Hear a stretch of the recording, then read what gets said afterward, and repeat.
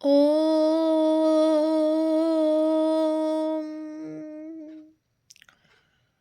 स्थापकाय च धर्मस्य सर्वधर्म स्वरूपिणे अवतार वरिष्ठाय रामकृष्णाय ते नमः।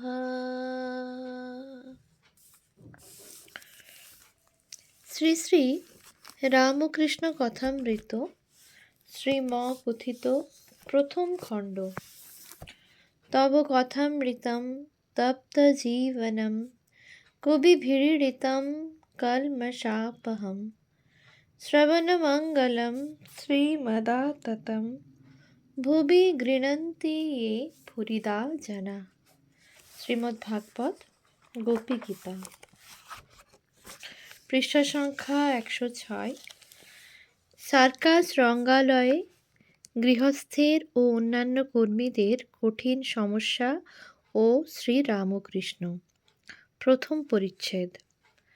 শ্রীরামকৃষ্ণ শ্যামপুকুর বিদ্যাসাগর স্কুলের দ্বারে গাড়ি করিয়া আসিয়া উপস্থিত। বেলা 3টা হইবে। গাড়িতে মাস্টারকে তুলিয়া লইলেন। রাখাল ও আরও 2-1টি ভক্ত গাড়িতে আছেন।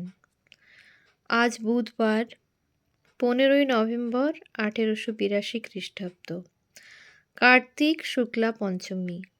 গাড়ি ক্রমে চিতপুর রাস্তা দিয়া গড়ের মাঠের দিকে যাইতেছে। শ্রীরামকৃষ্ণ আনন্দময় মাতালের ন্যায় গাড়ির একবার এধার একবার ওধার মুখ বাড়াইয়া বালকের ন্যায় দেখিতেছেন, আর পথিকদের উদ্দেশ্যে ভক্তদের সঙ্গে কথা কহিতেছেন। মাস্টারকে বলিতেছেন, দেখো সব লোক দেখছি নিম্ন দৃষ্টি, পেটের জন্য সব যাচ্ছে, ঈশ্বরের দিকে দৃষ্টি নাই। শ্রীরামকৃষ্ণ আজ গড়ের মাঠে উইলসনের সার্কাস দেখিতে যাইতেছেন। মাঠে পৌঁছিয়া টিকিট কেনা হইল। 8 আনার অর্থাৎ শেষ শ্রেণীর টিকিট। ভক্তেরা ঠাকুরকে লইয়া উচ্চস্থানে উঠিয়া এক বেঞ্চির উপর বসিলেন। ঠাকুর আনন্দে বলিতেছেন, বাহ, এখান থেকে বেশ দেখা যায়। রঙ্গস্থলে নানারূপ খেলা অনেকক্ষণ ধরিয়া দেখা হইল। গোলাকার রাস্তায় ঘোড়া দৌড়িতেছে, ঘোড়ার পৃষ্ঠে এক পায়ে বিবি দাঁড়াইয়া। আবার মাঝে মাঝে সামনে বড় বড় লোহার রিং, চক্র। রিংয়ের কাছে আসিয়া ঘোড়া যখন রিংয়ের নিচে দৌড়িতেছে, বিবি ঘোড়ার পৃষ্ঠ হইতে লম্ফ দিয়া রিংয়ের মধ্য দিয়া পুনরায় ঘোড়ার পৃষ্ঠে আবার এক পায়ে দাঁড়াইয়া। ঘোড়া পুনঃ পুনঃ বনবন করিয়া ওই গোলাকার পথে দৌড়াইতে লাগিল। বিবিও আবার ঐরূপ পৃষ্ঠে দাঁড়াইয়া। সার্কাস সমাপ্ত হইল। ঠাকুর ভক্ত সঙ্গে নামিয়া আসিয়া ময়দানে গাড়ির কাছে আসিলেন। শীত পড়িয়াছে। গায়ে সবুজ বনাত দিয়া মাঠে দাঁড়াইয়া কথা কহিতেছেন। কাছে ভক্তেরা দাঁড়াইয়া আছেন। একজন ভক্তের হাতে বেটুয়াটি মশলার ছোট থলেটি রহিয়াছে। তাহাতে মশলা, বিশেষত কাবাব চিনি আছে। আগে সাধন, তারপর সংসার, অভ্যাস যোগ। শ্রীরামকৃষ্ণ মাস্টারকে বলিতেছেন, দেখলে বিবি কেমন এক পায়ে ঘোড়ার উপর দাঁড়িয়ে আছে, আর ঘোড়া বনবন করে দৌড়চ্ছে। কত কঠিন, অনেক দিন ধরে অভ্যাস করেছে, তবে তো হয়েছে। একটু অসাবধান হলেই হাত পা ভেঙে যাবে, আবার মৃত্যুও হতে পারে। সংসার করা ওই রূপ কঠিন। অনেক সাধন ভজন করলে ঈশ্বরের কৃপায় কেউ কেউ পেরেছে। অধিকাংশ লোক পারে না, সংসার করতে গিয়ে আরও বদ্ধ হয়ে যায়, আরও ডুবে যায়, মৃত্যু যন্ত্রণা হয়। কেউ কেউ, যেমন জনক আদি, অনেক তপস্যার বলে সংসার করেছিলেন। তাই সাধন ভজন খুব দরকার, তা না হলে সংসারে ঠিক থাকা যায় না। বলরাম মন্দিরে শ্রীরামকৃষ্ণ। শ্রীরামকৃষ্ণ গাড়িতে উঠিলেন। গাড়ি বাগবাজারে বসুপাড়ায় বলরামের বাটির দ্বারে উপস্থিত হইল। ঠাকুর ভক্ত সঙ্গে দোতলার বৈঠকখানায় গিয়া বসিলেন। সন্ধ্যার বাতি জ্বালা হইয়াছে। ঠাকুর সার্কাসের গল্প করিতেছেন। অনেকগুলি ভক্ত সমবেত হইয়াছেন, তাহাদের সহিত ঈশ্বরীয় অনেক কথা হইতেছে। মুখে অন্য কথা কিছুই নাই, কেবল ঈশ্বরীয় কথা। Sri Ramakrishna, the caste system and the problem of the untouchable solved. জাতিভেদ সম্বন্ধে কথা পড়িল। ঠাকুর বলিলেন, এক উপায়ে জাতিভেদ উঠে যেতে পারে। সে উপায় ভক্তি।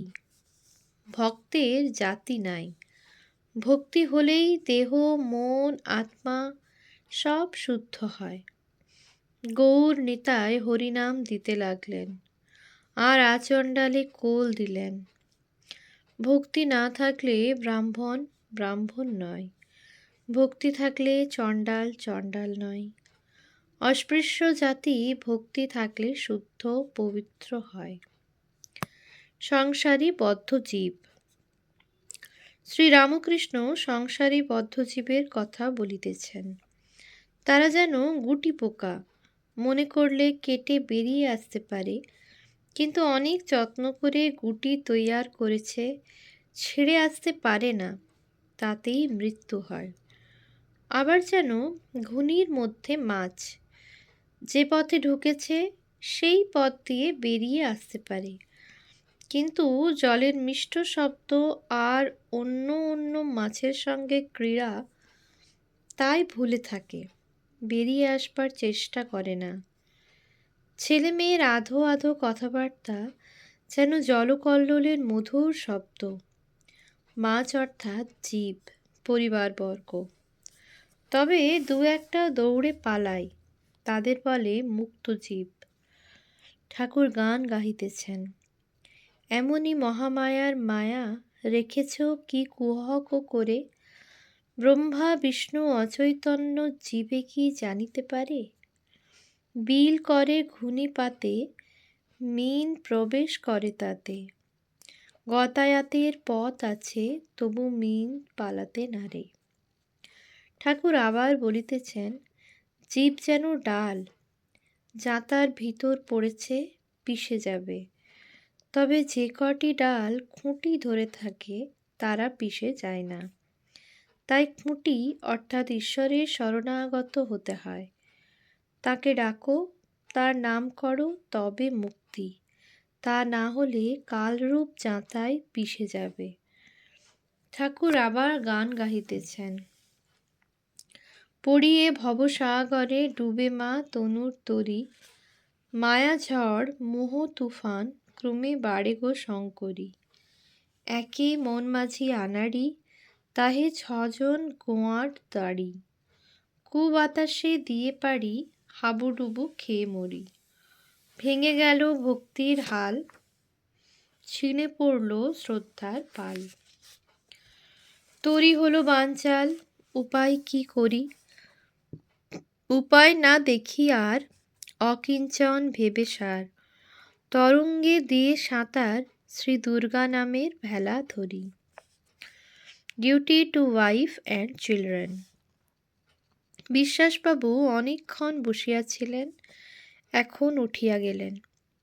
তাহার অনেক টাকা ছিল, কিন্তু চরিত্র মলিন হওয়াতে সমস্ত উড়িয়া গিয়াছে। এখন পরিবার, কন্যা প্রভৃতি কাহাকেও দেখেন না। বলরাম তাহার কথা পাড়াতে ঠাকুর বলিলেন, ওটা লক্ষ্মী ছাড়া দারিদ্র্যের। গৃহস্থের কর্তব্য আছে, ঋণ আছে, দেব ঋণ, পিতৃঋণ, ঋষি ঋণ, আবার পরিবারদের সম্বন্ধে ঋণ আছে। সতী স্ত্রী হলে তাকে প্রতিপালন, সন্তানদিগকে প্রতিপালন যতদিন না লায়েক হয়। সাধুই কেবল সঞ্চয় করবে না, পঞ্ছি আর দরবেশ সঞ্চয় করে না, কিন্তু পাখির ছানা হলে সঞ্চয় করে, ছানার জন্যে মুখে করে খাবার নিয়ে যায়। বলরাম: এখন বিশ্বাসের সাধুসঙ্গ করবার ইচ্ছা। শ্রীরামকৃষ্ণ সহাস্যে: সাধুর কমণ্ডলু 4 ধাম ঘুরে আসে, কিন্তু যেমন তেতো তেমনই তেঁতো থাকে। মলয়ের হাওয়া যে গাছে লাগে সে সব চন্দন হয়ে যায়, কিন্তু শিমুল, অশ্বত্থ, আমড়া এরা চন্দন হয় না। কেউ কেউ সাধুসঙ্গ করে গাঁজা খাবার জন্য। হাস্য: সাধুরা গাঁজা খায় কি না, তাই তাদের কাছে এসে বসে গাঁজা সেজে দেয় আর প্রসাদ পায়। সকলের হাস্য। দ্বিতীয় পরিচ্ছেদ: ষড়ভুজ দর্শন ও শ্রী রাজমোহনের বাড়িতে শুভাগমন। নরেন্দ্র: ঠাকুর শ্রীরামকৃষ্ণ গড়ের মাঠে যেদিন সার্কাস দর্শন করিলেন, তার পরদিনই আবার কলিকাতায় শুভাগমন করিয়াছেন। বৃহস্পতিবার 16 নভেম্বর 1882 খ্রিস্টাব্দ। কার্তিক শুক্লা ষষ্ঠী, পয়লা অগ্রহায়ণ। আসিয়ায় প্রথমে গরানহাটায়, বর্তমানে নিমতলা স্ট্রিট, ষড়ভুজ মহাপ্রভু দর্শন করিলেন। বৈষ্ণব সাধুদের আঁকড়া, মহন্ত শ্রী গিরিধারী দাস। ষড়ভুজ মহাপ্রভুর সেবা অনেক দিন হইতে চলিতেছে। ঠাকুর বৈকালে দর্শন করিলেন। সন্ধ্যার কিয়ৎকাল পরে ঠাকুর শিমুলিয়া নিবাসী শ্রীযুক্ত রাজমোহনের বাড়িতে গাড়ি করিয়া আসিয়া উপস্থিত। ঠাকুর শুনিয়াছেন যে এখানে নরেন্দ্র প্রভৃতি ছোকরারা মিলিয়া ব্রাহ্ম সমাজের উপাসনা করেন, তাই দেখিতে আসিয়াছেন। মাস্টার ও আরও 2-1 জন ভক্ত সঙ্গে আছেন। শ্রীযুক্ত রাজমোহন পুরাতন ব্রাহ্মভক্ত ও সর্বত্যাগ বা সন্ন্যাস। ঠাকুর নরেন্দ্রকে দেখিয়া আনন্দিত হইলেন আর বলিলেন, তোমাদের উপাসনা দেখব। নরেন্দ্র গান গাহিতে লাগিলেন। শ্রীযুক্ত প্রিয় প্রভৃতি ছোকরারা কেহ কেহ উপস্থিত ছিলেন। এইবার উপাসনা হইতেছে। ছোকরাদের মধ্যে একজন উপাসনা করিতেছেন। তিনি প্রার্থনা করিতেছেন, ঠাকুর যেন সব ছেড়ে তোমাতে মগ্ন হই। ঠাকুর শ্রীরামকৃষ্ণকে দেখিয়া বোধ হয় তাহার উদ্দীপন হইয়াছে, তাই সর্বত্যাগের কথা বলিতেছেন। মাস্টার ঠাকুরের খুব কাছে বসিয়াছিলেন। তিনি কেবল শুনিতে পাইলেন। ঠাকুর অতি মৃদুস্বরে বলিতেছেন, তা আর হয়েছে। শ্রীযুক্ত রাজমোহন ঠাকুরকে জল খাওয়াইবার জন্য বাড়ির ভিতরে লইয়া যাইতেছেন। ওম শান্তি শান্তি শান্তি। হরি ওম তৎসৎ। শ্রীরামকৃষ্ণার্পণমস্তু।